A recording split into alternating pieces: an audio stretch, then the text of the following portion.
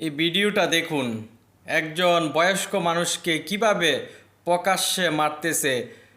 বয়স্ক মানুষ যদি মুক্তিযোদ্ধার নামে যদি কোনো সুযোগ সুবিধা নিয়ে থাকে, অবশ্যই তাকে আইন তার ব্যবস্থা নিবে। অতএব জনগণের সামনে এভাবে আওয়ামী লীগ সন্ত্রাসীদের মতন বিএনপি সন্ত্রাসীরা করবে, সেটা অ্যাকসেপ্ট করা যায় না। অত্যন্ত দুঃখজনক। আমরা চাই যারা এই মুরব্বীকে, এই বয়স্ক মানুষকে মেরেছে, তাকে বিচারের আওতায় আনা হোক। তার কারণ মুরব্বী যতই অপরাধ করুক না কেন, তাকে সরাসরি এভাবে মারার কোনো অধিকার কেউ রাখে না।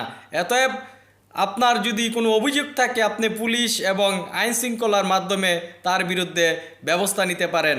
এই সন্ত্রাসীদের মতন জনগণের সামনে একজন বয়স্ক মানুষকে কোনো অবস্থাতেই হাত তুলতে পারেন না।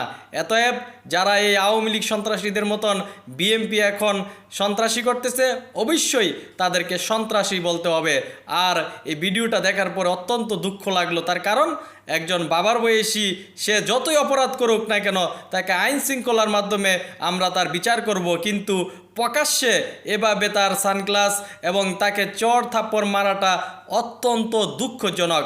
এবং এই সন্ত্রাসীকে গ্রেফতার করতে হবে, এই পাতি নেতাকে গ্রেফতার করতে হবে। এই পাতি নেতাকে যদি গ্রেফতার না হয়, তাহলে আরও এরকম পাতি নেতা তৈরি হবে, আরও সন্ত্রাস তৈরি হবে।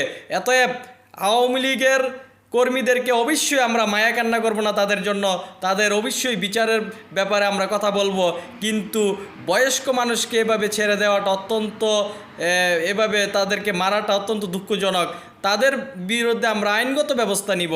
কেন হাত তুলব, এটা সমাজে ভালো চোখে দেখতেছে না। অতএব আগামীর বাংলাদেশ, আমরা যে বৈষম্য বাংলাদেশের স্বপ্ন দেখতেছি, এরকম অঘটন ঘটলে আমরা ছেড়ে দিব না।